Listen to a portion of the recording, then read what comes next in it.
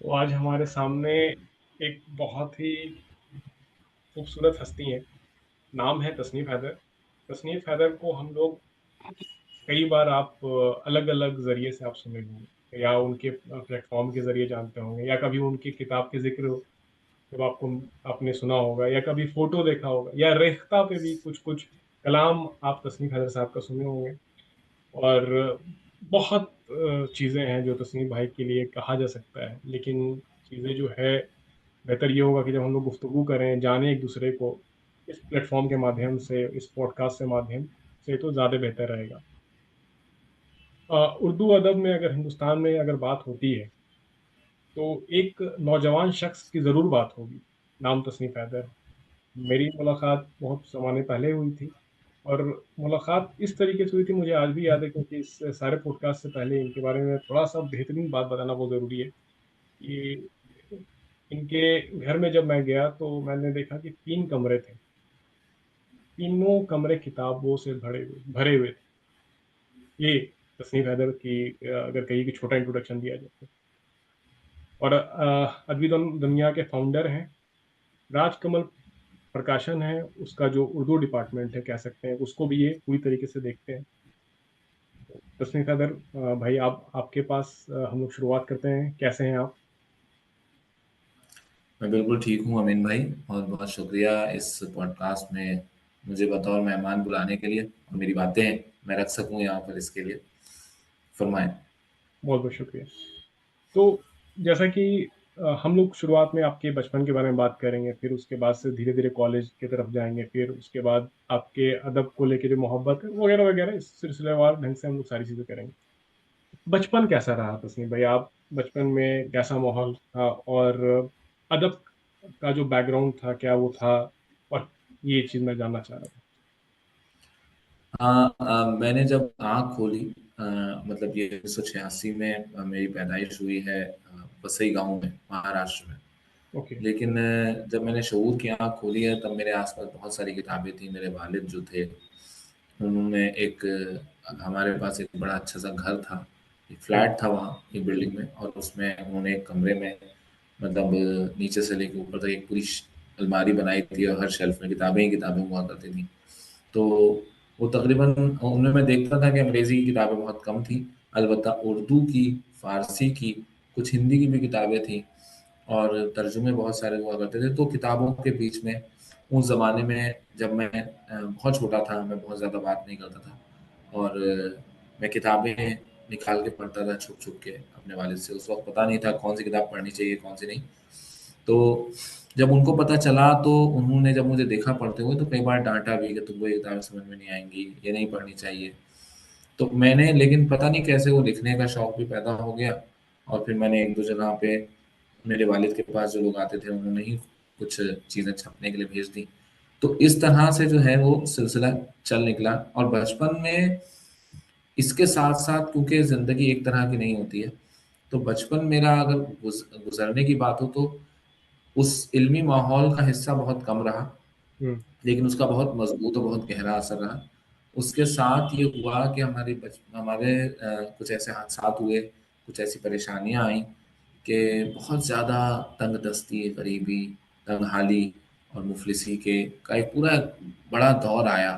तो मेरा तो आप ये समझिए, लेकिन इसके बावजूद वसई मुझे बहुत अज़ीज़ है, क्योंकि उसने मुझे जो दिया है, मतलब एक तरह से कहना चाहिए कि वो मेरे लिए एक ऐसा मेरा महबूब है जिसको मैं भुला नहीं सकता, मैं ज़िंदगी में कहीं भी रहूँ। मैं उससे बिछड़ा ज़रूर हूँ, और इंसान अपने गम रोज़गार के चक्कर में कहाँ से कहाँ जाता है, लोग सफ़र करते हैं। लेकिन जो जाए पैदाइश होती है, और उसमें वो सिर्फ़ जाए पैदाइश ना होकर एक तरह से समझिए कि मेरा जाए बचपन है। मैंने वहाँ दोस्त बनाए पहली बार वहाँ हमने खेलना सीखा, अलग-अलग तरीके के खेल हम लोग खेलते थे। तो वो पूरी यादें, मैं एक नॉवल लिख रहा हूँ सुरमेदानी का आसेब के नाम से, उसमें मैंने अपने बचपन ही के बारे में बात की कि मेरा बचपन था कैसा। तो वो बहुत ही आशिकाना किस्म का बचपन था, ज़बरदस्त बचपन था। तो उस तरह से के तजुर्बे की बुनियाद पर बचपन ने बहुत कुछ दिया मुझे, और लेकिन हाँ, महरूमियाँ भी अपने तौर पे रही हैं। देखिए, वो मुझे तो सुन कर के जो सारी चीज़ें आप बता रहे हैं, तो वो सारा जी। कहीं के मेरे ज़हन में आ रहा है, और ऐसा लग रहा है कि वो शायद वो बचपन का जो कहीं न कहीं साथी मैं भी था, और मैं आपको देख रहा हूँ कि किस तरीके से चीज़ें पल बढ़ रही थी। बहुत, बहुत खूब, बहुत खूब। और स्कूल के दिनों में आपको एहसास हो गया था कि अब ज़िंदगी जो है वो अदब से कहीं न कहीं जुड़ चुकी है, और आने वाले ज़िंदगी में कहीं न कहीं तब्दीली जो है अदब लाएगी, या उसकी तरफ मुझे जाना होगा। हाँ, ये हुआ कि वालिद साहब की किताबों की वजह से ये असर हुआ कि एक तो मेरी तबीयत में थोड़ी संजीदगी थी, और दूसरे ये हुआ कि मेरे भाई मैं और मेरा भाई एक खेल खेलते थे कि हम लोगों ने पुराने जो मैगजीन्स थे हमारे वालिद के पास, उसमें से हमने शरारतन कई एक डायरी बनाई थी जिसमें हम क्लासिकल पोइट्स के फोटो काटते थे और उस पे फिर नाम लिखते थे हाथ से, उनका एक कोई मशहूर शेर लिखते थे या कोई अपना पसंदीदा शेर लिखते थे, वो कब पैदा हुए, कहाँ रहे कहाँ नहीं। तस्करे पढ़ने की बहुत आदत पड़ गई, तो बहुत सारी चीज़ें मैंने बचपन में पढ़ ली। मुझे अफसोस इस बात का है, मैंने उर्दू के क्लासिकल सरमाए को समझने पे या पढ़ने में उससे लुत्फ अंदोज होने में मैंने बहुत वक्त लगाया, लेकिन मुझे थोड़ी मेहनत और करनी चाहिए थी। उस वक्त अगर हालात ज़्यादा साजगार होते तो मेरे वालिद की फारसी बड़ी अच्छी थी, तो मैं अपने वालिद से जो है वो फारसी भी उतनी ज़्यादा सीख पाता, सिर्फ शुद्ध-बुद्ध ना होती फारसी की। तो ये एक मुझे लगता है कि एक महरूमी मुझे खटकती है। बहरहाल, लेकिन ये मुझे स्कूल के दौरान में लिखने से तो मेरा वास्ता हो गया था। एक किस्सा छोटा-सा सुना देता हूँ। बिल्कुल, बिल्कुल। मैं 8वीं जमात में था। हमारे उर्दू के एक उस्ताद थे, इंतज़ार साहब। तो उन्होंने एक बार एक लड़के को उठा के पूछा पूछा कि शायर कौन है क्लास में? शायरी करता है कोई? तो 2 लड़के खड़े हुए, एक मेरा दोस्त था, वो उस वक़्त उसका नाम इस्मत था, लेकिन उसको सब अस्मत अस्मत बोलते थे। तो काम हुआ और उसने एक शेर सुनाया ऐसे ही, मतलब जिस तरह से लोग तुकबंदियाँ करते हैं इस तरह का कोई शेर सुनाया। उन्होंने मुझे कहा कि तुम खड़े हो जाओ, तो तुम भी सुनाओ शेर। तो मैंने जो शेर सुनाया था उसकी ज़बान की क्लासिकल शायरी का कितना असर था मुझ पे। वो शेर था कि मेरा नज़ीर ना आलम में हो सका पैदा, मेरे लिए ही लगे नारा हाय सत तहसीन। अब 8वीं क्लास का एक बच्चा अगर ये शेर सुना रहा है अपने उस्ताद को, तो उस्ताद हैरान हो गए। वही कहने लगे ये कहाँ से चुरा के लाए हो, ये कहाँ से याद किया है तुमने? तो हाँ। और उन्होंने पूछा कि बताओ ये नारा हाय सब तहसीन का क्या मतलब है? तो मैंने बता दिया उनको, तो बड़े हैरान हुए। उन्होंने कहा कि अरे ये तो, मतलब उनको फिर उस दिन अंदाजा हुआ कि ये बच्चा पढ़ता है। हुँ। तो उन्होंने पूछा क्या क्या पढ़ते हो? तो इस तरह से मुझे पता चल गया था कि अदब से लिखने पढ़ने से मैंने बच्चों के लिए बहुत सारी चीजें लिखी, वो मैं जिक्र करूंगा। तो बचपन का जो एक पूरा मतलब एक तरह से जब मैं पनपना ही शुरू हुआ था, तो शऊरी तौर पर मुझे ये अंदाजा हो गया था कि लिखने से तो बहरहाल मेरी रूह का कोई गहरा ताल्लुक है और वो रहेगा। बहुत उम्दा, बहुत उम्दा। हम लोग चाहेंगे कि आप इसी तरीके से बरकरार रहिए और उर्दू को सींचते रहिए। तो अगली बार जब आपने लिखा तो कौन से आप दर्जे में थे, किस क्लास में थे और कहाँ लिखा? और दूसरा उससे रिलेटेड सवाल है कि पहली किताब कौन-सी पढ़ी? हाथ में वो जो पहली किताब जो आई होगी, क्योंकि मेरी शुरुआत बड़ी अजीब हुई थी। मेरी शुरुआत मंटो से हो गई। तो मैं बहुत 2-3 साल तक अच्छा। बहुत परेशान रहा। तो आपकी पहली किताब, हाँ, पहला आपने कहाँ लिखा? ये चीज़ थोड़ा मैं बताता हूँ, थोड़ा सा वियर्ड है, बट आपने पूछा है तो बता देता हूँ। ये मैंने कहीं लिखा भी नहीं अभी तक, लेकिन पहली बार मैंने नज्म लिखी थी जब मैं यकीन करेंगे कि नहीं करेंगे आप, लेकिन सेकंड या थर्ड स्टैंडर्ड में था, और उस नज्म का नाम था मेरा खानदान। वो नज्म बहुत आम सी थी और उस तरह की थी जिसमें बहर की भी कुछ गड़बड़ थी, लेकिन मैंने कभी उसकी बहर की गड़बड़ दुरुस्त नहीं की है, क्योंकि वो मेरी बहुत पुरानी नज्म है और मैं चाहता हूँ वैसे ही रहे। और वो यहाँ बच्चों की निराली दुनिया के नाम से एक मैगजीन निकलता था, उसमें जी। वो छपी भी है। तो वो कुछ यूं थी कि साहिल है भाई मेरा करता है, साहिल है मेरा भाई फितरत से है कसाई, कहीं बन न जाए नाई मैं क्यों करूं बुराई। तो इस तरह की वो भाइयों पे बहनों पे सब पे उसमें मैंने तुकबंदियां की थी इस तरह की। बंद देखी थी। तो वो पहली नज्म थी जो मैंने लिखी थी। जी। फिर मैंने मेरा स्कूल के नाम से एक नज्म लिखी। फिर मैं जब बाद में हम लोग उन्होंने वसई छोड़ दिया था, मीरा रोड चले गए, तो बच्चों के लिए तो बाकायदा लिखा करता था। मुझे याद है मैंने एक सफरनामा लिखा था वसई से कामन तक का, जो कि वहीं इनकलाब में मैं भेजा करता था। इनकलाब में मैं बहुत छपा हूँ एक जमाने में, बच्चों के सफों सफ़े में। हर बुध के दिन मुझे याद है कि वो सफ़ा आता था और मैं उसमें कुछ ना कुछ भेजता रहता था। मैंने एक नज़्म लिखी थी, मैं मीरा रोड में रह रहा था, तो वहाँ मच्छर बहुत ज़्यादा थे, तो हुँ, मैंने एक नज़्म लिखी थी मच्छरों की कॉन्फ्रेंस। और इस तरह की मैंने बहुत सारी छोटी-बड़ी नज़्में उस ज़माने में लिख के जो है वो छपने में भेजा करता था। तो वो इनकलाब ने ख़ास तौर पे उस ज़माने में मेरी काफ़ी तरह ये एक सिलसिला बन रहा है जिसकी वजह से शायद आगे जाके इसका कुछ मैं कुछ बेहतर और लिख पाऊँगा, उससे मुझे अंदाज़ा हुआ। बहुत खूब। एक चीज़ जो है बहुत ख़ास है कि अगर आपको शुरुआत में कहीं न कहीं किसी ज़रिए से सपोर्ट मिल जाता है और घर का जी। माहौल थोड़ा-सा होता है, तो लिखने में वो आसानी और दुरुस्ती आ जाती है। तो ये चीज़ थोड़ी-सी बनी हाँ, आपके साथ। ज़ेहन तो ख़ैर था ही। बिल्कुल। बहुत इसमें खूब। मेरी वालदा का बड़ा हाथ था। उन्होंने कभी ये जानते हुए कि हमारे वालिद को लिखने-पढ़ने का कभी कोई फ़ायदा नहीं हुआ है, कभी कोई उनको इस तरह की आसूदा हाली नहीं मिली है, लेकिन और इसके बावजूद कि उनको पता था कि ज़माना अंग्रेज़ी की तरफ जा रहा है, लोग अंग्रेज़ी पढ़ रहे हैं, बच्चों को ज़बरदस्ती अंग्रेज़ी पढ़ानी चाहिए, कोशिश करनी चाहिए। लेकिन उन्होंने कभी हमें हमारे लिखने-पढ़ने पर ना टोका, ना हमें उन्होंने नीचा दिखाया, ना हमसे ये कहा कि क्या कर रहे हो, वक़्त बर्बाद कर रहे हो। तो बाकी दुनिया ने कहा ये, सबने कहा, लेकिन हमारी वालदा ने कभी नहीं कहा। तो ये एक अच्छी चीज़ हमारे साथ हुई और उसकी वजह से मैं मुझे लगता है मैं बहुत एनकरेज हुआ कि मेरी माँ मुझे नहीं मना कर रही है इस चीज़ से और उन्होंने हमेशा बहुत हमको जिसे कहते हैं ना वो तारीफ़ की, सताइश की उन्होंने हमारी चीज़ों की। तो ये बहुत इसका फ़ायदा हो बहुत खूबसूरत बात बोला आपने कि जो बहुत सारी चीज़ जो होती है ना कि दुनियावी नज़र से हम नहीं कर पाते हैं। वो एक हाँ, प्रेशर आ जाता है कि नहीं फलाने ने ये किया, ढिकाने ने ये किया। वो अपने जो रूट्स हैं ना हाँ, जिसको कहते हैं कि वो हट जाते हैं। या आपके शौक से जो आप में आपको पता है कि मैं इसके काबिल हूँ, फिर नहीं हो पाता। तो बहुत बड़ी चीज़ आपने हाँ। सहेज के रखी और उनका सच मायने में कहा जाए कि बहुत तारीफ़ की जाए कि भाई उन्होंने इस चीज़ को समझा। और पहली किताब कौन-सी थी जो आपके हाथ लगी और अभी भी ज़ेहन में वो आता है कि हाँ, पहली किताब एक जिसे कहा जा सकता है कि एक तरह से कुछ ऐसे फेक नामों से किताबें छपती थी एक ज़माने में और बड़ी इरोटिक हुआ करती थी, घरों-घरों में रहा करती थी। तो हमारे वालिद के पास ऐसी एक किताब थी, उसका नाम था सुबह से पहले।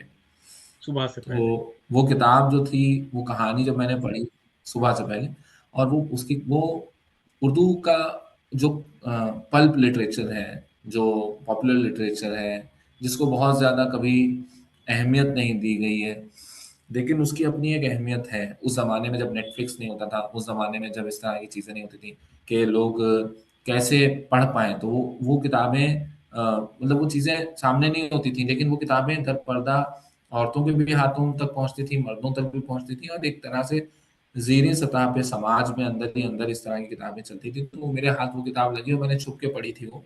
और वो ऐसी थी कि वो बहुत दिनों तक मेरे हवास पे छाई रही, उसके किरदार मेरे हवास पे छाए रहे। और मेरे लिए भी चूँकि वो ऐसा एक तजुर्बा था कि एक तरह का जिनसी तजस्सुस मुझ में पैदा हुआ कि यार ये क्या है? मतलब ये किताब जो बता रही है कि ऐसा करने से ऐसा होता है। तो वो बड़ी दिलचस्प किताब थी और उसकी कहानी भी अच्छी थी साथ-साथ में उन्होंने जो कहानी लिखी थी, वो भी अच्छी थी। लेकिन अब मुझे बहुत अच्छे से तो उसकी कहानी याद नहीं है, लेकिन ये मुझे उसका जो तासुर था, उस तासुर को मैं आज भी भूल नहीं पाया हूँ। मतलब वो बड़ी कमाल की किताब थी। तो वो मेरे हाथ लगी थी जिसे कहना चाहिए शऊर में पहली बार मैंने पूरी कोई किताब अगर पढ़ डाली, तो वो किताब थी। क्या वरना नाम शायरी-वायरी तो हम लोग पढ़ते ही थे। क्या नाम था किताब का? सुबह से पहले उसका नाम था। सुबह से पहले। अच्छा, सुबह से पहले। सुबह से पहले। तो अब हम लोग थोड़ा आगे बढ़ते हैं और उर्दू शायरी और उसके के अंदर हम लोग थोड़ा घुसने की कोशिश करेंगे। शायरी और कहानी में आपको सबसे ज़्यादा आज़ादी कहाँ महसूस होता है? शायरी और कहानी में हुँ, हुँ। आज़ादी की मैं अगर जहाँ तक बात बताऊँ तो आज़ादी पूरे अदब का ही एक आप आज़ाद हुए मगर कुछ लिख नहीं सकते। हुँ, हुँ। तो उसमें मुझे लगता है कि इसको बहुत ज़्यादा मैं डिफरेंशिएट या वो नहीं कर पाऊँगा, डिवाइड नहीं कर पाऊँगा इस चीज़ में कि शायरी में ज़्यादा आज़ादी है या देखिए मेरा मानना है कि जो प्रोग्रेसिव एटीट्यूड है हुँ, हुँ। वो कहीं न कहीं बहुत ज़्यादा ये समझ में आया कि हम लोग जितना बोलते हैं, जितना हुँ, हम समझते हैं अपने को, उससे कई गुना ज्यादा जो है वो 18वीं सदी का और 19वीं सदी का उर्दू अदब जब आप उठा के पढ़ेंगे, हुँ, तो हुँ। वहाँ लोग आपको इतने ज्यादा बायस्ड, इतने ज्यादा कम्युनल, इतने ज्यादा नफरत से भरे हुए नहीं नजर आएंगे। उनके यहाँ काफी जगह है। भाई हमारे पुराने शायरों को आप देख लीजिए, मीर तकी मीर की जबान देख लीजिए, उनके मज़ामीन देख लीजिए। नज़ीर अकबर आबादी जो कि मीर के ही मुआसिर थे, उनकी जो नज़में हैं, उन्होंने महादेव का बिया भी लिखी है, उन्होंने गुरु नानक पे भी कविता लिखी है, दिवाली पे भी। और ऐसा नहीं कि घर में बैठ के लिख रहे हैं, जाते थे छोटी दिवाली, बड़ी दिवाली, उनकी कविताएं, मतलब उनकी जो नज़में लंबी लंबी जो कि टीप बंद मिसरे, कभी टीप बंद उनके शेर होते थे, और मुखम्मस में, मुसद्दस में उन्होंने बहुत सारी ऐसी नज़में लिख रखी हैं जिसमें एक हिंदुस्तान नजर आता है, पूरा हिंदुस्तान आपको दिखाई देता है, ईद भी दिख रही है। और वो तो वो कल्चर, और मतलब जाहिर सी बात है वो एक जिसे मैं कहना चाहिए कहूंगा कि एक आवारा फितरत, एक ऐसा शायर जिसको हम समझते हैं, जिसके पाँव नहीं टिकते कहीं, वो हर जगह जाता है, लोगों से मिलता है, जानता है, तो उसको कहीं रोक टोक नहीं है। आज तो हम बिल्कुल, लोग देख रहे हैं बिल्कुल, कि जिस बिल्कुल। तरह का माहौल हो गया उसमें फला कोई किसी खास त्योहार में फला मजहब के लोगों को मत जाने दो, फला लोगों से मत मिलने दो, तो ये सारी पॉलिटिकल चीजें जितनी बढ़ गई हैं आज हम लोग, मुझे लगता है कि हम लोगों ने अपने आप को वक्त के साथ साथ, हमारी तरक्की नहीं हुई, हमारा इर्तिका नहीं हुआ है, बल्कि हमारा तनज्जुल हो रहा है, हम पीछे की तरफ जा रहे हैं। तो ये मुझे लगता है। तो आज़ादी शायरी भी और आज़ादी लिखने में भी मुझे तो ऐसा लगता है कि मैंने इस पे एक नज्म भी लिखी थी कि शायरी बातों को सीधे सीधे कहने के ढंग से की गई बगावत का नाम है। इसलिए अगर आप बागी नहीं हैं तो आप शायर भी नहीं हैं। तो बहुत बहुत बगावत खूबसूरत की बात पहली है। शर्त है। हाँ। जी। लाल कलंदर जो बड़े मशहूर सूफ़ी रहे हैं, तो उनका एक किस्सा ये था कि जब वो हाँ। ईरान के आस-पास के वहाँ पे उस इलाका से आते थे। जब वो सिंध जी। आए, तो वो हाँ। बाकी जो सूफ़ीज़ थे, वो बोले कि भई यहाँ पे तो जगह नहीं है, आप तो ऑलरेडी ये भरा हुआ है शहर। और उनको इस तरीके से कि दूध, एक भरा हुआ दूध उनको दिया गया कि एहसास दिलाने के लिए कि आपके लिए अब जगह नहीं है। तो लाल कलंदर ने क्या हाँ। किया कि उसमें एक गुलाब की पत्ती डाल दी और फिर वापस कर दिया। हाँ। तो कहने का मतलब है कि मैं इस गुलाब की पत्ती की तरह एहसास बन करके और खुशबू बिखेरते हुए एक यहाँ पे रहूँगा, तो मुझे जगह की ज़्यादा ज़रूरत नहीं है। हाँ, तो ये यही तो मिजाज था। बिल्कुल। और अब बहुत खूबसूरत बात है कि जो आज़ादी आपको 19वीं और 18वीं सदी में देखने को मिल जाती है, वो शायद अभी जी। मुझे हमें नहीं लगता है। और क्योंकि एक आप नौजवान शायर बिल्कुल। हो, एक आने वाले बड़ा मुस्तकबिल है आपका। ये चीज़ें दिखती है, समझ में आता है, जो जो जानने वाले, समझने वाले लोग हैं। और जिस कदर से आपका एक मेहनत है, जी। तो एक बड़ी चीज़ है और एक कहिए कि ज़िम्मेदारी भी है। तो चलिए अब हम लोग दूसरे सवाल पे जाते हैं। जी। अ, आपकी नज़र में एक अच्छा शेर या एक अच्छी कहानी किस चीज़ से पैदा होती है? हाँ, अच्छे का तो मैं कहूँगा कि ये थोड़ा-सा जिसे कहना चाहिए कि बहुत ही सब्जेक्टिव बात है। मेरे लिए कुछ अच्छा है तो हो सकता है वो आपके लिए ना हो। लेकिन ये है कि एक इसको एक इस तरह से थोड़ा-सा लिमिटेड उसमें अगर देखें, तो मुझे ये महसूस होता है कि अदब का बुनियादी काम है इंसान की बुल अजबी को समझना। ये मैंने अ, बगैर जजमेंटल हुए, बगैर किसी तरह का फतवा दिए, देखिए इंसान क्या अच्छा करे, क्या बुरा, मतलब क्या करे जो अमल अच्छा कहलाए और क्या करे जो अमल बुरा कहलाए, ये तो समाजों ने तय किया है। मुख्तलिफ समाजों ने, किसी मजहब ने बताया कि फलाना चीज़ आप खाइए, इजाज़त है आपको, दूसरे मजहब ने उस पर पाबंदी लगा दी। ठीक है ना? तो सेहत के हिसाब से ये मसला डॉक्टर्स देखेंगे, और मोरालिटी के हिसाब से ये मसला मज़ाहिब देखेंगे, हुँ, मजहबी जो वो हैं, कहना चाहिए कि ठेकेदार हैं जिनको कहना चाहिए कि वो देखेंगे, या फिर लेकिन मैं जब अदीब के तौर पे देखता हूँ तो मुझे लगता है कि अदीब का काम है समाज को या लोगों को, फर्द को, खास तौर पे इंसान को इस तरह से समझना, समझने की कोशिश करना कि उसका कोई एक एक्ट है, उस एक्ट के पीछे और कितनी दूसरी सारी चीजें काम कर रही हैं। किसी इंसान ने कोई काम किया है तो आखिर वो क्यों किया है, और उस तजस्सुस को, जो चीज़ें उभारती हैं वो आपको ज़्यादा बेहतर अदीब बनाती हैं। और आप अगर उनको समझते हैं, इंसान को अगर आप समझते हैं, देखिए, मोरालिटी है। मोरालिटी एक मारने वाले के लिए, जो एक आदमी है जो मौत के मुंह से बच के आ गया है, हुँ, ठीक है हुँ। ना, उसके लिए मोरालिटी क्या रह जाएगी, क्योंकि उसको पता है वो मौत का सामना करके आ चुका है। ऐसे नॉवेल बिल्कुल। लिखे गए हैं। मैं आइजाक बाशिर सिंगर का एक नॉवेल है, एनिमी, अ लव स्टोरी, उसका जिक्र कर रहा हूँ। अक्सर करता रहा हूँ इधर, मैंने जो कि पढ़ा था, तो मुझे मेरे जहन में वो गूंजता रहता है, काफी असर है उसका। तो वो होलोकॉस्ट से बच जाता है एक एक आदमी, और वो बच गया है। तो अब वो, उसकी बीवी भी मर गई है, उसके बच्चे भी मर गए हैं, वो खुद भी मर सकता था, लेकिन वो किसी तरह से बच गया। तो मौत से बच के आने वाले आदमी के लिए क्या, मतलब आफ्टर डेथ क्या मोरालिटी है, मुर्दों के लिए क्या मोरालिटी है। तो वो चीज उसने उस तरह से देखी है कि हमारे समाज में, हमारे मुआशरे में बहुत सारे लोग इस तरह से जी रहे हैं ना, कि मतलब देखिए, आपकी अखलाकियात को और आपके उसूलों को बहुत हद तक दो चीज़ें तय करती हैं, कि एक तो ये है कि आप किस बैकग्राउंड से आ रहे हैं, बिल्कुल, बिल्कुल। दूसरे ये कि आप कितने आप अगर एक ऐसे घर में पैदा हुए हैं जहाँ पर अंडा नहीं खाना हुँ, हुँ। अफोर्ड किया जा सकता है, हुँ, हुँ। तो आपके लिए ये एक मोरालिटी हिस्सा बन सकता है कि अंडा नहीं खाना है, राइट, क्योंकि राइट। अंडे के आपके पास सब्स्टिट्यूट मौजूद हैं, आप वो खा सकते हैं, और लोग खाते ही हैं। लेकिन जिस आदमी को प्रोटीन के लिए अंडा ही खाना है, और उसके पास कोई दूसरा सोर्स नहीं है, इतने इतने कम पैसों में वो कोई और चीज नहीं ला हुँ। सकता, तो उसके लिए वो मोरालिटी नहीं होगी जो आपके लिए है। मतलब मैं बिल्कुल, बिल्कुल। एक बता रहा हूँ ये बात। तो अदीब को जो है ना, चीजों को बड़ा एक बड़े नजरिए से देखना चाहिए। किसी भी चीज को उसको सिर्फ यूं नहीं कि वो ब्लैक एंड व्हाइट में ना देखे। मतलब अदीब का काम ही यही है कि वो हर तरह के ग्रे को पहचाने, कि हाँ भाई, ये भी ऐसा हो सकता है, इम्कानात की बात करे वो। बहुत, और चेखव के बारे में तो ये बात कही भी जाती है, किसी ने लिखी, मोहम्मद मुजीब ने। चेखव मेरा बहुत पसंदीदा कहानीकार है, मुझे बहुत ज़्यादा पसंद है चेखव। तो वो, उसके बारे में उन्होंने लिखा एक जुमला जो कि मुझे बहुत पसंद आया, कि चेखव के अंदर इतनी इंसानियत थी कि वो किसी को भी माफ़ कर सकता था।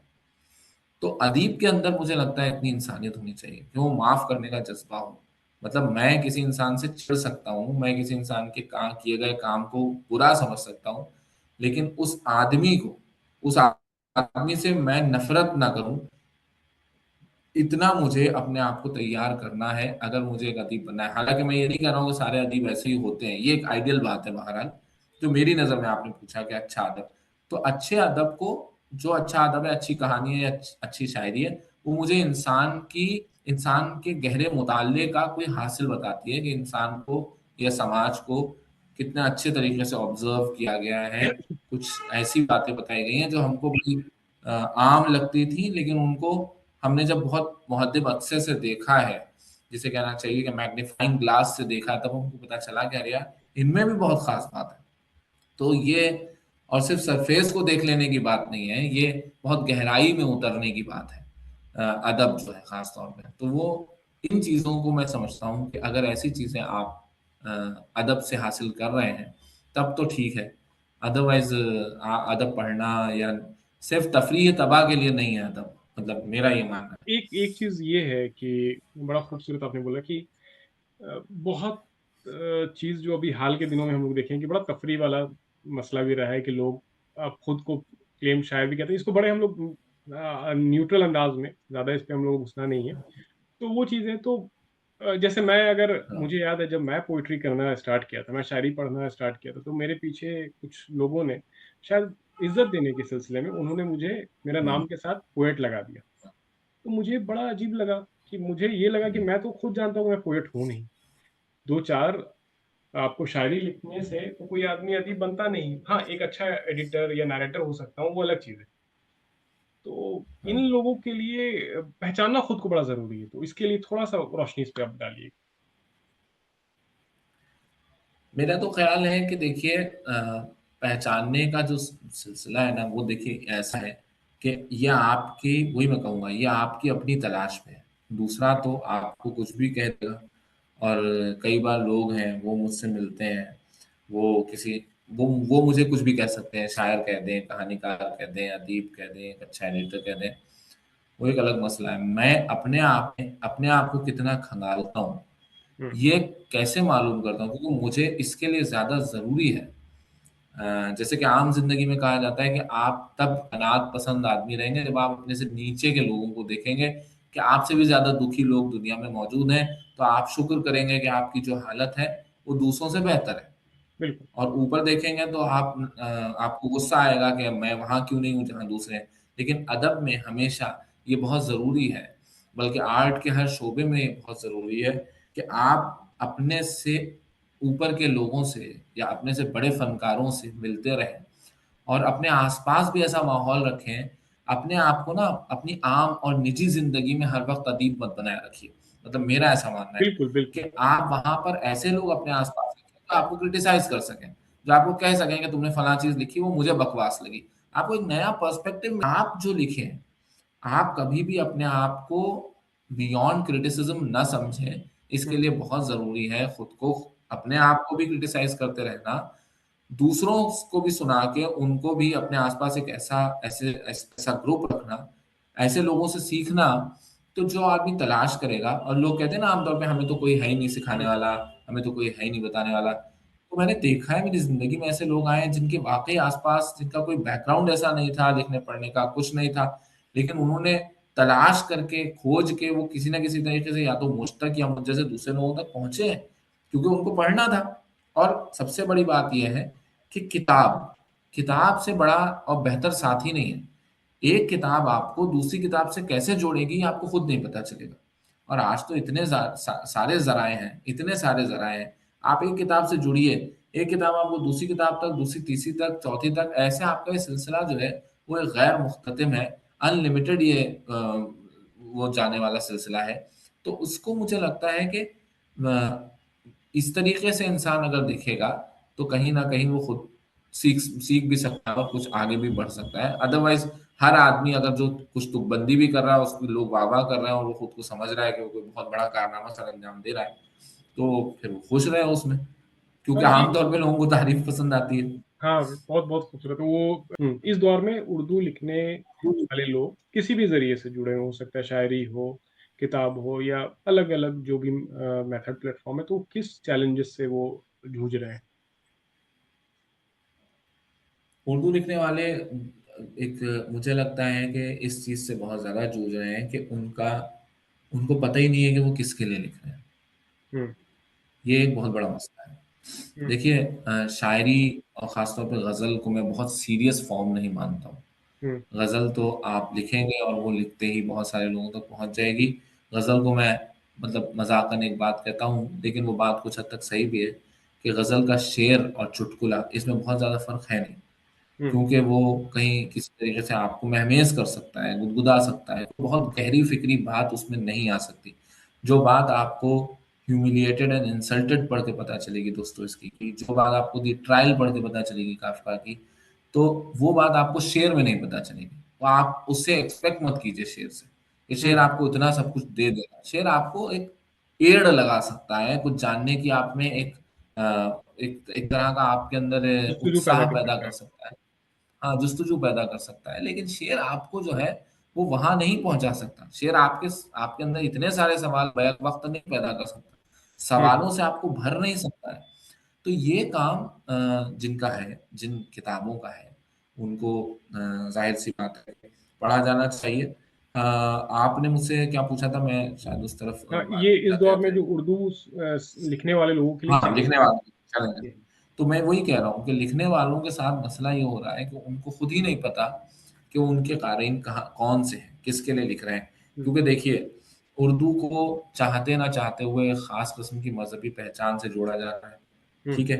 अब मज़हबी पहचान से कोई दूसरा नहीं जोड़ रहा है। मैं ये कह रहा हूँ कि वो लोग ज़्यादा जोड़ रहे हैं मज़हबी पहचान से कि जो ये मानते हैं कि उर्दू बच्चों को इसलिए पढ़ाना चाहिए क्योंकि इस्लाम ज़िंदा रहेगा। हुँ, भाई वो बच्चों को इसलिए पढ़ाओ क्योंकि उर्दू का बहुत बेहतरीन सेक्युलर लिटरेचर उर्दू में मौजूद है। आपकी रिवायतें वो हैं, आपके शायर वो हैं जिनकी अक़दार को, जिनकी वैल्यूज़ को बचाना, उनको प्रिज़र्व करना बहुत ज़रूरी है। तो वो आप अगर इसलिए पढ़ा रहे हैं तो पढ़ाइए। अगर आप इसलिए पढ़ा रहे हैं कि आपकी मादरी ज़बान है, आप उसमें बच्चा बोलेगा, हर जगह पे मतलब लोगों की मादरी ज़बान लोग बोलते हैं, पढ़ते हैं, लिखते हैं, वो किसी पे एहसान नहीं करते। हमारे साथ मसला ये है कि हम लोग हर चीज़ को बहुत मुक़द्दस बनाकर रखना चाहते हैं और मुक़द्दस बनाने के चक्कर में हमारे पास से चीज़ें जो है धीरे-धीरे ख़त्म होती चली जाती हैं। अगर हमने उर्दू को उतना मुक़द्दस नहीं बनाया होता, अगर हमने उर्दू को उतना रिवायत पसंद नहीं बनाया होता, अगर हमने उर्दू तो ऐसी होनी चाहिए कि भई उर्दू अब मतलब हर तरह के नए लिबास में है, नए खानों में है, उर्दू आपके नए डिवाइसेज़ में है, नए माहौल में है उर्दू। तो उर्दू में वो सब चीज़ें आपके यहाँ नहीं आ पा रही हैं। क्योंकि क्या हो रहा है कि उर्दू को इतना रिवायत पसंद और रिवायत परस्त बना दिया गया है, तो मैं समझता हूँ जैसे रस्मुल ख़त की बहस ले लीजिए। रस्मुल ख़त, भाई साहब हम उर्दू रस्मुल ख़त ख़त्म हो रहा है, ख़त्म हो रहा है, ख़त्म हो रहा है। अरे भाई ख़त्म कौन कर रहा है? आप ही नहीं पढ़ रहे हैं ना, हुँ, किताबें आप ही नहीं खरीद रहे हैं। आप खरीदना शुरू कर दीजिए किताबें, रस्मुल खत बच जाएगा। आप लिखिए, अच्छे लोग जो लिख रहे हैं उनकी किताबें आप खरीद नहीं रहे हैं, उनका अदब आप पढ़ नहीं रहे हैं। वो लिखते हैं तो उनका अदब तब पढ़ा जाता है जब वो हिंदी में ट्रांसलेट हो जाता है, जब वो अंग्रेजी में ट्रांसलेट हो जाता है। हमारे लोगों को अवार्ड, अच्छे बड़े अवार्ड कब मिल रहे हैं? जब उनकी चीज़ें अंग्रेजी में ट्रांसलेट हो रही हैं, हिंदी में ट्रांसलेट हो रही हैं। आपके पास कोई एक ऐसा, हमने क्या कोई ऐसा इदारा बनाया कि जो कम से कम कुछ नहीं, एक 25,000 रुपए मतलब साल का एक अवार्ड देता, जो 25,000 रुपए देता अदीब को। हुँ, लेकिन वो किताब ऐसी होती, वो इदारा ऐसा होता कि वो जो अवार्ड देता, उसका अब उसकी अपनी एक प्रेस्टीज होती, उसकी अपनी एक अहमियत होती कि भाई ये इदारा है। जैसे मान लीजिए कि अहले अदब नाम का कोई इदारा है। अहले अदब ने मान लीजिए कि अगर और जिन किताबों को नॉमिनेट किया है, तो वो भरोसा पैदा हो पाता ना। वो भरोसा हम पैदा कर नहीं पाए, वो हमने कुछ ऐसा बनाया नहीं, कुछ हमने ऐसी कोशिश नहीं की। तो जब अदबी दुनिया मैंने शुरू किया था, तो मेरे सामने सबसे पहला यही सवाल था कि भाई उर्दू बचाने बचाने बचाने की बातें क्यों करनी है? उसके लिए कुछ करना भी तो है। हमको भी तो कुछ करना है उसके लिए। उर्दू आगे तक लोगों की ज़बान तक कैसे पहुँचेगी? वो अल्फ़ाज़ कैसे पहुँचेंगे? वो कहानियाँ कैसे पहुँचेंगी? वो सेक्युलर अख़्तार कैसे पहुँचेंगी जो उर्दू की हैं? वो वैसे ही पहुँचेंगी, जब हम पहुँचाएँगे तब पहुँचेंगी ना वो। बिल्कुल। इसी तरह मैं रस्मुल ख़त की भी बात करूँ तो बहरहाल ये बात कहीं और निकल जाएगी। चैलेंजेस की जो बात है, तो हुँ, हिंदुस्तान के उर्दू में लिखने वाले जो अदीब हैं ख़ास तौर पे, हुँ, हुँ, उनके साथ सबसे बड़ा मसला ये है कि उनके क़ारीन कौन है, उनको खुद ही नहीं पता है। वो आपस में किताबें लिखते हैं, आपस में ही अदीबों को बाँट देते हैं, 4 अदीब खरीद लेते हैं, 1 अदीब उसमें से उस पे तबसरा कर देता है।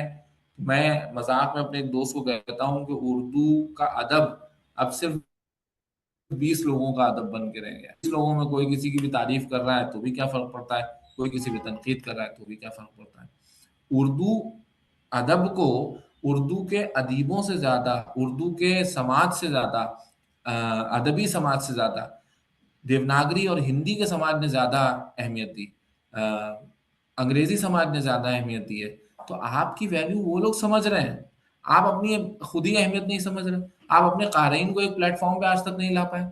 आपके पढ़ने वाले एक जगह पे आ जाते हैं हिंदुस्तान में, आप देखिए, ठीक है, वो जो सिया भी ऐसी कोशिश की कि उर्दू का मेयारी अदब छाप कर लोगों तक पहुँचाने का कोई ऐसा सिलसिला शुरू किया जाए, जिसमें एक हमको पता हो, एक डेटा हो हमारे पास कि भाई ठीक है, उर्दू के अच्छा अदब पढ़ने वाले 5,000 लोग हैं हिंदुस्तान में, 3,000 लोग हैं, 1,000 लोग हैं। ये डेटा तो होता हमारे पास। हमको तो पता होता कि हम कितने, हमारा अदीब लिख कितने लोगों के लिए रहा है आखिर। तो ये पूरी बात है, ये चैलेंजेस हैं खास तौर पे। और एक और चीज़ है कि डिजिटलाइज़ेशन जो हुआ है, तो उसमें रेख्ता जैसे प्लेटफ़ॉर्मों का अदबी दुनिया के बारे में हम लोग बात करें तो क्या रोल रहा है? रेख्ता का तो बहुत बड़ा कंट्रीब्यूशन है। रेख्ता को बजाय इसके कि देखिए, उससे कोई फ़र्क नहीं पड़ता है कि उससे कितने लोग जुड़े रहे, कितने लोग अलग हुए, क्या हुआ। लेकिन मैं समझता हूँ कि रेख्ता ने पिछले 10 सालों में एक ऐसा माहौल तैयार किया है जहाँ उर्दू को पसंद करने वाली एक बहुत बड़ी जमात को एक उन्होंने एक प्लेटफ़ॉर्म दिया है, जहाँ वो एक जगह आके अदब पढ़ सकें, सीख सकें, जान सकें और उसके बारे में बात कर सकें। और जो लोग अदब को नहीं जानते थे, जो लोग उर्दू को नहीं जानते थे, उन तक भी उर्दू और अदब दोनों चीज़ें उन्होंने पहुँचाई हैं।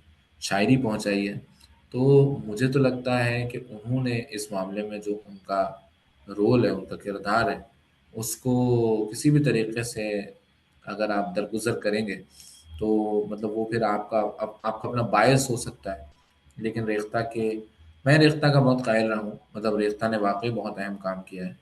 और सबसे बड़ा काम उसमें मैं समझता हूँ कि जो किताबों को उन्होंने डिजिटलाइज किया है, किताबों को उन्होंने ऑनलाइन फराहम करवाया है।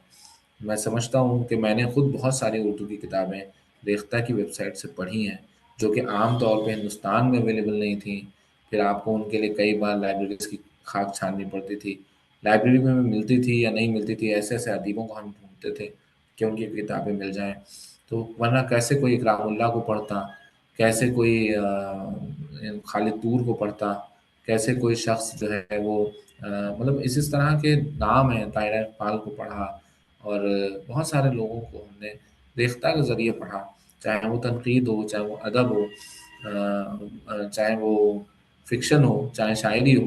तो रेख्ता का मैं समझता हूँ उस मामले में कोई किसी भी तरीके का उसके मुकाबले पे भी कोई दूसरी चीज़ नहीं है। अदबी दुनिया की जहाँ तक आपने बात की, हो सकता है कि अदबी दुनिया जो है वो अपने आप में एक कोशिश हो, लेकिन एक आदमी की कोशिश और एक इदारे की कोशिश में, और वो भी इतनी खूबसूरती से और इतना बड़ा काम है, तो अदबी दुनिया और रेख्ता का तो खैर कोई मुकाबला नहीं है।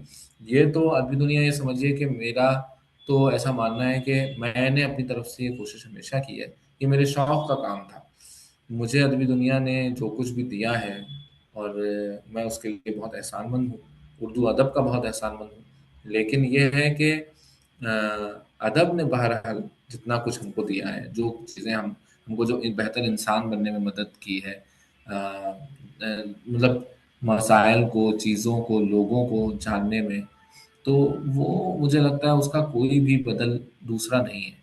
तो ये दो ही मतलब अगर आप इनकी बात करें तो मैं इसमें मानता हूँ कि रेख्ता ने खुद मुझे इस तरफ काम करने के लिए कहीं ना कहीं मतलब बिल रास्त उन्होंने मुझे मुतासिर किया कि ऐसा किया जाना चाहिए। बहुत बहुत उम्दा, जी। बहुत उम्दा। और चल रहा, तो फिर अदबी दुनिया के बारे में मुझे पता चला, फिर उसके बाद से मैंने आपके यूट्यूब पे ना जाने कितनी कहानियां जो है, चेखव को हम्म। लेकर के, मैं गोरकी को लेकर के, मंटो को लेकर के, और ना जाने, मतलब ऐसी कोई अदीब जो शायद वो बचा हो आपके प्लेटफॉर्म पे, आपके ऑडियो जो कहीं की प्लेलिस्ट है उस पे बचा हो। मंटो को तो खास कर आपने बहुत तवज्जो दिया। तो ये सारी चीज़ें हैं, तो ऐसा मुझे लगता है कि इदारा और एक इंडिविजुअल की तो अपनी अपनी कोशिश होती है, लेकिन एक इंडिविजुअल भी बहुत कंट्रीब्यूट कर सकता है, तो इसमें कोई दो राय नहीं है। दूसरी चीज़ ये है कि आप रेख्ता के साथ जुड़े जुड़े भी रहें, कुछ किताबें भी आपने पब्लिश की रेख्ता के साथ, तो कैसा सफ़र रहा आपका? हाँ हाँ, वो किताबें असल में हुआ ये है कि हमारे दोस्त हैं सालिम सलीम, वो रेख्ता के मतलब पब्लिकेशन में वही अभी इस वक्त पब्लिशर वही हैं रेख्ता में। तो उन्होंने मुझसे कहा कि हम कुछ चाहते हैं एक ऐसा सिलसिला कि औरतों की कहानियाँ हों, एक ऐसी किताब आ जाए जिसमें सिर्फ औरतों की कहानियाँ हों, एक ऐसी किताब आ जाए जिसमें सिर्फ इरोटिक कहानियाँ हों। तो इरोटिक से मुराद ये है कि मैं वो सुबह से पहले वाली इरोटिक को अब इरोटिक नहीं मानता हूँ, मेरा इरोटिक का आइडिया बदल गया है बहुत। तो मैंने उनको कुछ ऐसी की कहानियाँ, एक सूखे सावन के नाम से 10 कहानियाँ उसमें मैंने जमा करके उनको दी। तो उन्होंने टाइप वाइप करवाया, सब उसको प्रूफ व्रूफ सब करवाया, मुझे बस नाम बताने थे उनको, कहानियाँ उनको बतानी थी, और उस पे मुझे कुछ लिखना था। तो मैंने वो 2-3 सफ़ों का कुछ लिखा है उस पे कि वो कहानियाँ क्यों अहम हैं। और इसी तरह मसरूफ़ औरत में मैंने कोशिश की कि ऐसी औरतों की कहानियाँ मैं लाऊँ उस किताब के ज़रिए सामने, जो इससे पहले हिंदी में जो नाम नहीं ज़्यादा आ पाए हैं, या नाम आए हैं तो उनकी वो कहानियाँ नहीं आ पाई हैं।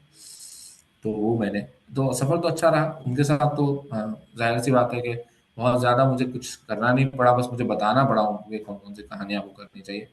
तो मुझे उनसे कोई वो नहीं है, मतलब किसी एक इदारे में आप काम नहीं कर पाते किसी ख़ास वजह से, उससे कोई फ़र्क नहीं पड़ता है। और देखा जाए तो जब मैंने रेख्ता छोड़ा था, उस वक़्त का तसनीफ़ हैदर और आज के तसनीफ़ हैदर में ज़मीन आसमान का फ़र्क है। मुझे तकरीबन 12 साल हो गए हैं रेख्ता छोड़े हुए, और मैंने इस दौरान में जितना भी अदब पढ़ा और जितना भी दुनिया देखी, उसने मेरा लोगों को और इदारों को देखने का नज़रिया बहुत बदल दिया है। मैं तो ये समझता हूँ कि रेख्ता ने हमारा जो काम कर दिया है, अगर किसी को उससे शिकायत है तो उसको दूसरा अपना कोई प्लेटफॉर्म खड़ा कर लेना चाहिए, वो काम करे अपने तौर पे कुछ ऐसा कि जो रेख्ता से उसे शिकायत है वो वाला काम वो वहाँ ना करे, कुछ और कर ले। तो लेकिन ये है कि रेख्ता ने जो किया है उसको मैं हमेशा मानता हूँ और आगे भी मानता रहूँगा। हाँ, तो इसमें कोई ऐसी बात नहीं है, और मैं बहरहाल ये कोई कसर नफसी वाली बात नहीं है। नहीं, मैं मैं डाउन टू समझ अर्थ गया हुए कि वो बहुत। आपको एक सीखने समझने का दौर भी है, तरीका भी होता है, और हाँ वही तो ग्रोथ लैडर भी होता है कि अंडरस्टैंड करना, समझना, फिर जिंदगी को आगे बढ़ना। तो बहुत अच्छा सफर रहा। चलिए, जो इस दौर में लिख रहे हैं, तो क्या जी। सिर्फ लिखने वाले इनकी कोई सामाजिक जिम्मेदारियां भी हैं, या सिर्फ एक शौकिया अंदाज बन चुका है लिखने का?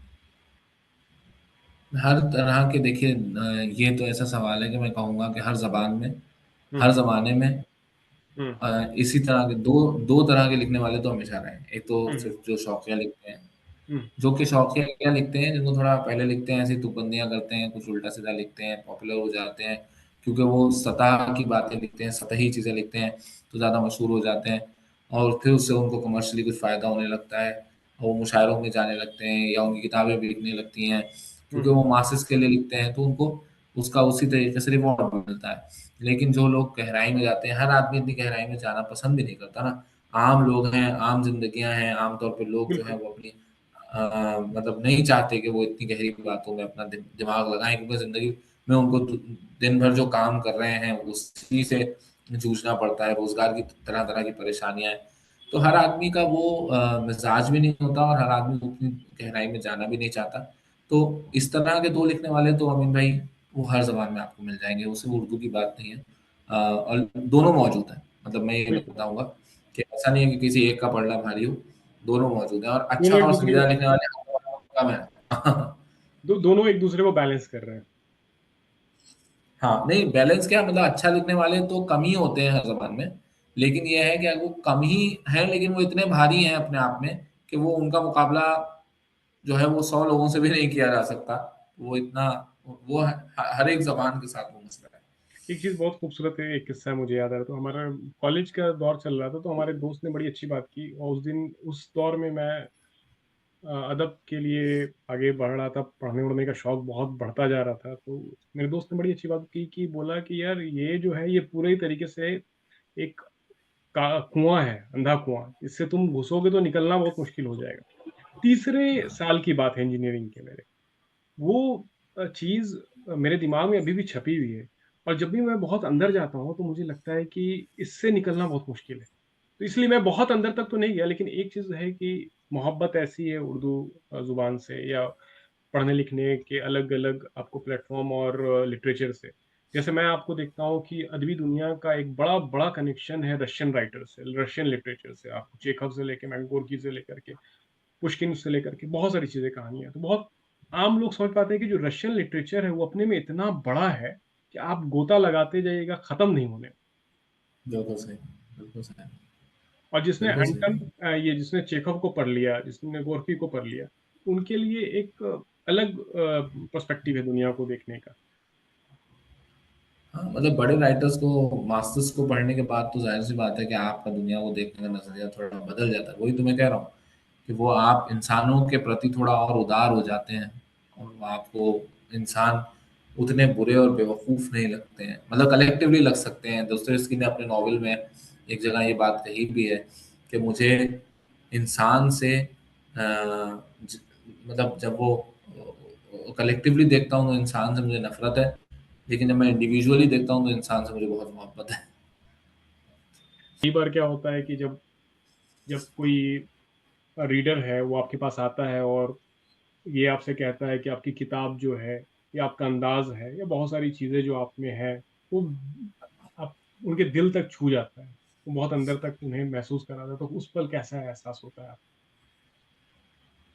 बहुत अच्छा लगता है कुछ बात अगर आपकी दूसरों तक पहुँची है और वो उनको अच्छी लगी है, और वो किस तरह उसे लेते हैं, क्या उनकी ज़िंदगी में क्या वजह थी और क्यों उनको वो पसंद आया, वो तमाम चीज़ें। लेकिन मैं बहुत ज़्यादा तारीफ़ को मैं कोशिश करता हूँ कि वो मेरे पास ना आए, मेरे सर ना चढ़े, और मैं अब मेरे काम में बहुत ज़्यादा रुकावट ना पैदा करे।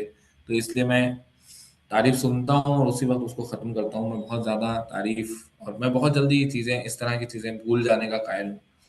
तो ये तो है, लेकिन अच्छा तो बहरहाल लगता ही है कि किसी को अगर आपकी कोई चीज पसंद आई है तो क्योंकि वो मैं भी आपको। आपका रीडर रहा हूँ, और रीडिंग करते करते ही आपके तक पहुंचा हूं, तो ये चीज़ मुझे पता है। इस अव्वल अच्छा। दर्जे का काम अदबी दुनिया कर रही थी उस समय, और अभी भी कर रही है, तो ये बहुत बड़ी चीज़ जी, है। बहुत बहुत शुक्रिया। अच्छा, ये अब बहुत खूबसूरत सवाल है कि अब हम लोग अदबी दुनिया के तरफ जाते हैं, और बहुत सारा जो अदबी दुनिया के आसपास जो दुनिया बनी हुई है उसमें हम लोग घुसने की कोशिश हाँ, करेंगे। तो ठीक अदबी है, दुनिया ठीक है। का जो ख्याल और शुरुआत कैसे आया आपके जहन में? अदबी दुनिया का ख्याल, जैसा कि मैंने आपको बताया कि मुझे ऐसा लगा कि मैंने ब्लॉग बनाया था, लोगों से मैं सवाल करता था, इंटरव्यूज़ किए थे, मैंने कई अदीबों के इंटरव्यूज़ किए थे।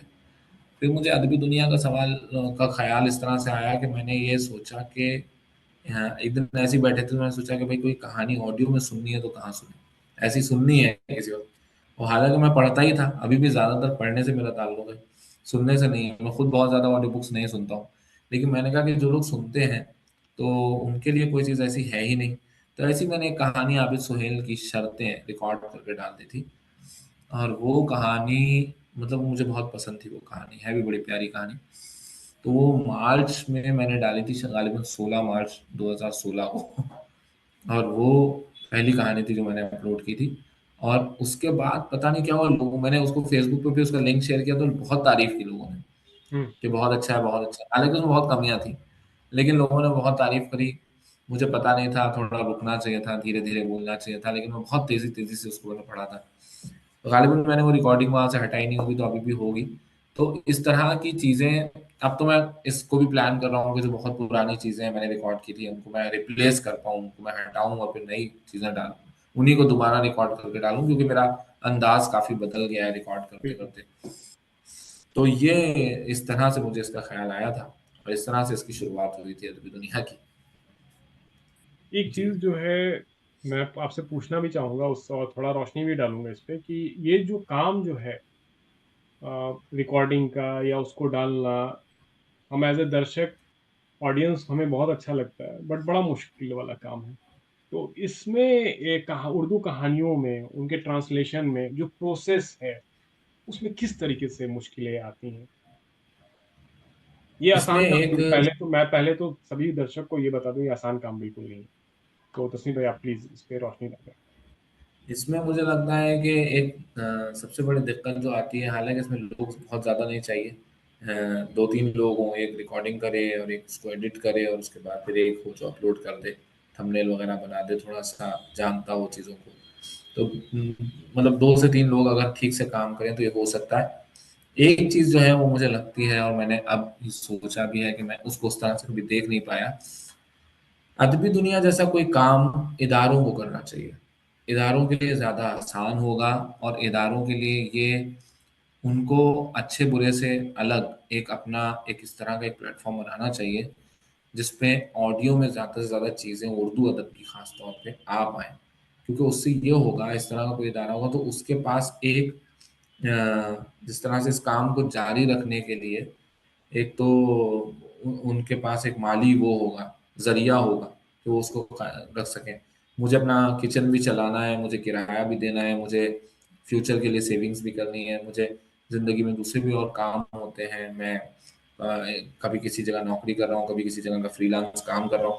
इन तमाम चीज़ों के साथ साथ इसको कभी कभी जारी रख पाना। और कई बार मैं अमीन भाई आपको बताऊं कि कई बार ऐसा ख्याल आया कि मैंने सोचा कि बस अब कर लिया, हमको जितना रिकॉर्ड करना था हमने कर लिया, अब इसको हम अनाउंस कर देते हैं कि भाई अब हमारी हमारी तरफ से कोई रिकॉर्डिंग नहीं आएगी, अब हमने इसको बंद कर दिया है। और लेकिन इस सब के बावजूद चूंकि मैं जहाँ भी जाता हूँ, मैं भोपाल गया तो मुझे भोपाल में बड़े अनजान लोग मिले, और उन्होंने मुझको बोला कि हम सिर्फ इसलिए आए क्योंकि आप तस्नीम यहाँ आए थे यहाँ पे, और हम अदबी दुनिया सुनते हैं तो हमको बड़ा अच्छा लगता है, और आप प्लीज उस काम को बंद मत कीजिएगा। जेएनयू में मैं गया, जेएनयू में भी मुझे लोगों ने बोला। अभी मैं रायपुर गया था एक छोटे से मुशायरे में, तो वहां पे एक लड़का आया और मुझसे कहने लगा, तस्नीम भाई मेरा नाम हिमांशु या गालिबन कोई दूसरा ऐसे ही नाम बताया, कहा कि मैं यहाँ इसलिए आया क्योंकि आप आए थे, और आपको मैंने अदबी दुनिया पे बहुत सुना है, मैं सुनता हूँ कहानियां आपकी और ये वो सब। तो मुझे लगा कि यार लोग हैं, बहुत कम तादाद में ही सही, लेकिन वो सुनते हैं और उन्होंने सुना है, उनका अपना एक, शायद उन्होंने अपनी ज़िंदगी का एक तरीका बनाया है, उनको लगता है, एक उम्मीद है कि भई चलो एक ही आदमी है लेकिन वो काम तो हो रहा है ना, कर तो रहा है ना कोई आदमी काम।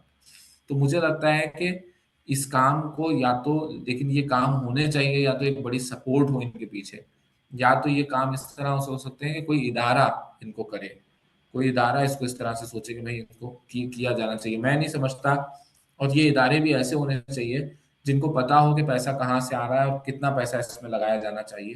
तो चाहे इस चीज़ को लेके कि ये कंसिस्टेंसी बहुत ज़रूरी है इस काम में। ये रुके नहीं किसी तरीके से और ज़्यादा से ज़्यादा सरमाया जमा हो सके। नहीं, ये एक तरह से कहिए कि ज़िम्मेदारी वाला भी काम है, और यकीन मानिए कि जो लंबे अरसे से ये कर रहे हैं, ये आसान नहीं है। जी, इसलिए मैं कई आपको इस सवाल पूछने से भी बोला कि ये आसान काम नहीं है। और दूसरी चीज़ है कि मेरा मानना है कि इस तरीके से जो लोग इस तरह से काम कर रहे हैं, चाहे आपका एक एम और विज़न क्या होगा वो तो मैं नहीं जान पाऊँगा, लेकिन उनको मास सपोर्ट भी करना चाहिए अगर क्राउड फंडिंग हो वगैरह-वगैरह हो। तो अगर वो प्लेटफ़ॉर्म पे अवेलेबल है, वो करवा रहे हैं तो बिल्कुल उनको सपोर्ट करना चाहिए, क्योंकि ये काम आप अपनी ज़िंदगी के 24 घंटे में से निकाल के 6 घंटे, 8 घंटे या वगैरह 2 दिन हफ़्ते में से निकाल के, तो आसान काम नहीं है। और तो दर्शक बनना आसान है, बट एक चीज़ को मैन्युफैक्चर करना बहुत मुश्किल होता है। और आपने बड़ी अच्छी बात बोली कि रोशनी भी ये डाली कि कोई भी इदारा करता है तो उनके लिए आसान होता है, इंडिविजुअल के लिए बहुत मुश्किल होता है। जी, तो अब हम लोग आगे जाते हैं, कुछ और सवाल आपसे पूछते हैं। और अब कहिए कि हुँ, ये पूरे पॉडकास्ट का आखिरी दौर चल रहा है, जिसमें कुछ और सवाल हुँ, होंगे, उसके बाद से फिर हम लोग आगे बढ़ेंगे। ठीक है। अ, सोशल मीडिया पे जो अदब को लेकर के लाखों लोगों तक पहुँचाने की जो एक ज़िम्मेदारी है, उसको आप कैसे लेते हैं? बहुत ज़्यादा आप अंदर से ये तो महसूस नहीं करते ना कि ये अब ज़िम्मेदारी बन गई है? होता क्या है कि जो मेरी अपनी समझ कहती है कि शुरुआत में लोग इसे एक हॉबी की तरह स्टार्ट करते हैं, लेकिन फिर लोगों के पास जब अच्छा काम होने लगता है, तो लोग सवाल करते हैं कि नहीं, आपका नेक्स्ट एपिसोड नहीं आया, या आप मैं आपको देखना चाहता हूँ। तो एक अंदर से वो काम बन जाता है। तो और वो काम जब बनता है तो बड़ी परेशानी होने लगती है, तो किस तरीके से आप इसे हैंडल करते हैं? देखिए, मैंने कभी भी इसी को नहीं, मैं अपनी ज़िंदगी में बहुत सहल पसंद आदमी हूँ, बहुत हुँ, आसानी पसंद हूँ। मुझे काम करना मेरी तबीयत को बहुत ज़्यादा पसंद नहीं है। मतलब ये आप ये देखें कि इसमें एक बात मुझे याद आती है, हार्ट ऑफ डार्कनेस एक नॉवेल है जोसेफ कॉनरेड का, उसमें उसने ये बात कही है। एक किरदार उसका एक कहता है कि उसे काम करना पसंद नहीं है, लेकिन काम करने के दरमियान उसको जो खुशी मिलती है, जो हुँ, हुँ, लज़्ज़त हासिल होती है, वो उसे बहुत हुँ, पसंद है। तो मुझे, मेरे साथ भी शायद ऐसा ही कोई मामला है, लेकिन मैंने अपनी इस तसाहुल पसंदी से, अपनी इस काहली से, अपनी इस लेज़ीनेस से कभी कोई समझौता नहीं किया। मुझे अगर लगा कि किसी दिन मुझे नहीं करना है, मैंने लायबिलिटी नहीं बनाया किसी चीज़ को। हुँ, खास तौर पे इस चीज़ को भी, ये काम इतना होता गया इसलिए क्योंकि मुझे इसमें मज़ा आता है। मैं इसको बिल्कुल। करता हूँ, वही काम करने में मज़ा आने वाली बात है। लेकिन लोगों ने मुझसे कहा कि अदबी दुनिया आपने शुरू किया, आप रैंडम चीज़ें उठा के रिकॉर्ड करते हैं। आप चीज़ों को बहुत ऑर्गेनाइज़ तरीके से नहीं कर रहे हैं कि आपने एक राइटर को पकड़ा और उसकी सारी चीज़ें आपने कर दी। हुँ, मैंने कहा मैं ऐसा नहीं करता, क्योंकि ये मेरी पसंद का काम है। मुझे बिल्कुल, इसके लिए कोई इदारा पैसे नहीं दे रहा है, ये मैं बिल्कुल। खुद कर रहा हूँ। हुँ, अभी कोई इदारा मेरे पास आए और मुझसे कहे कि तसनीफ तुमको ये काम करना है, लेकिन हम चाहते हैं कि एक-एक राइटर को तुम रिकॉर्ड करते चले जाओ, ऐसे करते हुँ, चले जाओ, ये इस तरह आना चाहिए।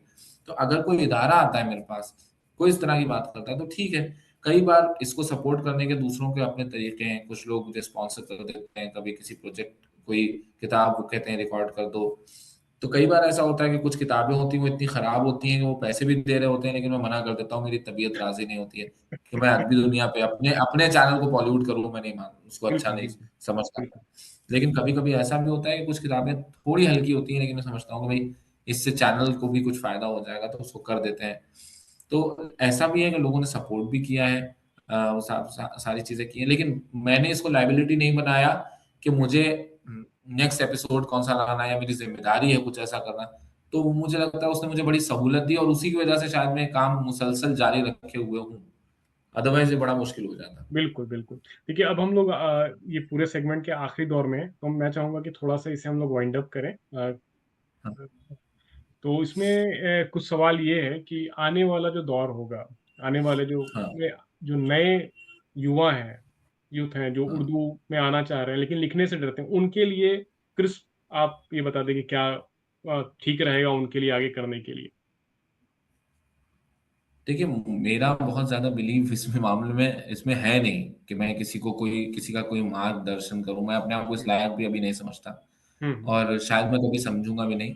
मैं बस एक ही बात कहूँगा किसी भी शख़्स से, वो किसी भी ज़बान से ताल्लुक़ रखता हो, किसी भी जगह से आ रहा हो, कोई भी बैकग्राउंड हो उसका, मैं उसको बस यही कहूँगा कि वो पढ़े। हुँ, पढ़ना जो है ना, वो बिल-आखिर आपको ऐसी जगहों पे पहुँचाता है, ऐसी-ऐसी जगहों पे आपको ले जाता है, आपके अंदर ऐसे इनकलाब पैदा करता है कि आप खुद हैरान होते हैं कि अभी यही मैं था जो पिछले 6 महीने पहले मैं ऐसा सोच रहा था, लेकिन अब मैं हूँ जो इस चीज़ को ऐसे सोच रहा हूँ, ऐसे देख रहा हूँ। तो पढ़ना और ख़ास तौर पे मैं कहूँगा कि अगर आप अदब से ताल्लुक़ रखते हैं, अदब लिखना चाहते हैं, अच्छा अदब लिखना चाहते हैं, तो अपने आप को झोंक दीजिए सिर्फ़ पढ़ने में। ये बात वर्जीनिया वुल्फ ने कही थी कि हज़ारों किताबें पढ़ जाओ, ताकि जब तुम बात करो तो अल्फ़ाज़ तुम्हारी तरह तुम्हारे मुँह से ऐसे बहें जैसे झरना बहता है। तो ये है ही इसी तरह की चीज़ कि आपको पढ़ना इतना ज़्यादा पड़ेगा क्योंकि जब तक आप पढ़ेंगे नहीं आप लिख क्योंकि आपको लिखना है ना और लिखना लिखने है। का काम किससे लफ्ज़ों से है। लफ्ज़ कहाँ से आएँगे? ख़याल तो हर आदमी के पास है। लेकिन आप उसको किस सांचे में डालेंगे? आप क्राफ्ट कैसे पैदा करेंगे? टेक्नीक कहाँ से लाएँगे? आपने पढ़ा ही नहीं है। आपको लगेगा आपने कुछ लिख दिया और आपको लगेगा आपने कुछ नाबगा लिख दिया, कुछ नायाब लिख दिया, ऐसा नहीं होता है। इससे पहले लोग बहुत-बहुत अच्छी-अच्छी चीज़ें लिख चुके हैं। तो लोग वो पढ़ेंगे कि आपको पढ़ेंगे? तो इसीलिए ज़रूरी है कि हम पढ़ जाएँ। अपनी रिवायत से, दूसरी ज़बानों की रिवायत से जितना हो सकता है वाकिफ़ हो जाएँ। तो ये मैं एक ज़रूर कहूँगा। एक चीज़ इसी से जुड़ा हुआ एक सवाल है कि जो ख़ासकर जी। जो लोग बोलने में बड़े अच्छे होते हैं और अपनी हाँ, बातों में कुछ शायरी भरे अंदाज़ में बोलते हैं, तो उनको एक समाज क्या है वो ना शायर बना देता है। तो ये बड़ा हाँ। अजीब बात है हुँ, और इस पे ये है कि जो भी अच्छा स्पीकर होता है, बोलने वाला होता है, चाहे वो पार्लियामेंट में हो, चाहे वो समाज हाँ। में हो, चाहे टीचर हो, हाँ। प्रोफ़ेसर हो, लिखने वाला जी, राइटर हो, ऑथर हो आप लोग की तरह, तो जी, जी। उसके पास शब्दों की कमी नहीं होती है। तो ये पर्सपेक्टिव बड़ा अजीब है और मुझे लगता है कि ये बेसिक कन्वर्सेशन और कम्युनिकेशन का एक बड़ा हिस्सा है। उर्दू, हिंदी हाँ, या कोई भी लैंग्वेज पे एक कमांड करना और खूब फराटेदार उस चीज़ को बोला जाए। हाँ। अब देखिए हम लोग एक बहुत खूबसूरत अब सवाल आपके निजी ज़िंदगी पे जाएँगे। तो हुँ, वो ये है कि शोर भरी इस दुनिया में जब आप अपने लिए सुकून कैसे तलाशते हैं? और ख़ासकर उन लोगों के लिए बहुत मुश्किल होता है जो ऑथर हैं, राइटर हैं, अदब से जुड़े हुए हैं, बहुत ख़्याल आते हैं। वो कहते हैं उसको है ना क थॉट्स का क्लाउड्स का जो थॉट्स है क्लाउड जो है थॉट का वो आते रहता है, वो कम नहीं होता है। तो कैसे आप करते हैं इसको? मेरा तो सुकून और मेरे सुकून का बहुत ज़्यादा लेना-देना मेरी तन्हाई से है और मैं अपनी तन्हाई के साथ बहुत ज़्यादा समझौते करता नहीं। जैसे मुझे अगर ये बात आपको मैं बता रहा हूँ और ये बहुत सच बात है, मेरे दोस्त बता सकते हैं, गवाह हैं इसके, कि मुझे अगर घर से नहीं निकलना है हुँ, और 6 दिन, 7 दिन लगातार नहीं निकलना है, मैं नहीं निकलता। मुझे कोई फ़र्क नहीं पड़ता इस बात से कि बाहर दुनिया में क्या हो रहा है, जाना है, कुछ देखना है, सुबह देख लें, लोगों से मिल लें, किसी का फंक्शन हो रहा है। मैं अपने सगे भाई की शादी में नहीं गया, मेरा दिल नहीं था, नहीं गया मैं। तो मैं इससे समझौता नहीं करता, अपनी तन्हाई से, ख़ास तौर पे जिस मूड में हूँ मैं, उस मूड में मैं अगर मेरा मन नहीं है जाने का, तो मैं अपने आप को देखिए मेरा मानना है इतना पढ़ने-लिखने ने, जो भी मैंने पढ़ा है थोड़ा बहुत, उसने मुझे एक ही बात समझाई है कि ज़िंदगी आपको एक ही बार मिली है। तो ज़िंदगी आप अपने तरीके से जी लीजिए, जहाँ-जहाँ आप अपनी शर्तें मनवा सकते हैं, वहाँ मनवा लीजिए अपनी ज़िंदगी से। अपने सुकून के साथ कोई समझौता मत कीजिए। अच्छा म्यूज़िक मुझे पसंद है, अच्छी फ़िल्में मुझे पसंद हैं, अच्छी किताबें मुझे पसंद हैं, अच्छे लोग मुझे पसंद हैं। ऐसे लोग मुझे पसंद हैं ख़ास तौर पे जो मेरे दिमाग को कुछ ऐसा दे सकें इस तरह से मुझे जो मेरे अब तक की सोची गई बातों को बातिल साबित कर सकें, बता सकें मुझे कि तस्नीम जिस तरह तुम सोच रहे हो, एक डायमेंशन ये भी है सोचने का, एक तरीका इस तरह से भी है, ये भी सोच के देखो। ऐसे लोग, ज़हीन लोग मेरी कमज़ोरी हैं, मुझे बहुत पसंद है। फिर चाहे वो मर्द हों, चाहे औरतें हों, मुझे इससे फ़र्क नहीं पड़ता लेकिन वो किसी तरीके से मुझ में कुछ पैदा करे, कुछ रोशनी पैदा करे मेरे अंदर। अदरवाइज तो सब चल ही रहा है इसी तरह। बहुत खूब, बहुत यही। बहुत कही कि अच्छी बात आपने कही, और बहुत ऐसी चीज जो लोगों को समझना चाहिए इस दौर में, इस भाग दौड़ के दुनिया में। लोग ये अपने आप को सब कुछ पढ़ लिए हैं, बस अपने आप को नहीं पढ़ पाए, तो वो जी। बहुत जरूरी है। सही बात है। सुकून और बाकी सारी चीजें। अब हम लोग रैपिड फायर का जो ये आखिरी सेगमेंट है उस पर हम लोग जाएंगे, क्योंकि आपने अच्छा। बड़ा वक्त दिया और बहुत बहुत शुक्रिया उसके लिए। तो ये है कि रैपिड फायर में एक मैं सवाल करूंगा, उसमें बस एक आपको उत्तर देना है, एक करेक्ट आंसर देना है। उर्दू आपके लिए एक लफ्ज में। पहचान। पहचान।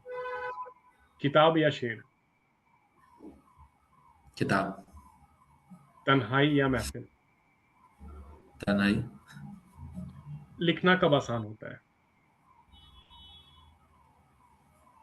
हम्म, ये थोड़ा सोचना पड़ेगा, ये एक वर्ड में बताया भी कैसे जाए। कब आसान होता है? जब मिजाज हो, जब जहन हो, यकसुई हो, तब लिखना आसान होता है। चलिए, बहुत बहुत शुक्रिया। बहुत आपने खूबसूरती के साथ पूरे पॉडकास्ट को एक नई रोशनी और उसको सजाया बनाया अपने लफ्ज़ों से, लोगों को वहां तक पहुंचे, उनके दिल और जहन तक। बहुत बड़ी चीज़ है, और ये पॉडकास्ट मेरे लिए बड़ा स्पेशल भी है, क्योंकि इससे पहले कई लोग अलग अलग टेक्नोलॉजी या अलग सेगमेंट से आए हुए हैं। क्योंकि ये सेगमेंट और ये जो कहिए कि अदब को लेकर के मेरी अपनी एक जुस्तजू रही है, और आपको लेकर के, तो इस वजह से बहुत खास रहा, और बहुत दिल से मेरी बात हुई है आपसे, तो बहुत बहुत शुक्रिया बहुत आपने बहुत वक्त बहुत दिया। शुक्रिया अमित भाई। और इसी तरह से ज़िंदगी जो है, अब बहुत सारी किताबें, और मैं आखिरी बात ये बताना चाहूँगा कि तस्नीम भाई की जी। बहुत सारी किताबें हैं। आप वहाँ रेख्ता से या तसनीफ हैदर को आप गूगल पे सर्च करते हैं, जैसे इनकी एक नई किताब आई है नया शहर, और उसको आप नहीं पढ़ नहीं। सकते हैं। फिर उसके बाद एक और किताब है रेख्ता पे, बहुत सारी किताबें, करीबन 4-5 किताबें, आप बिल्कुल उनको पढ़िए।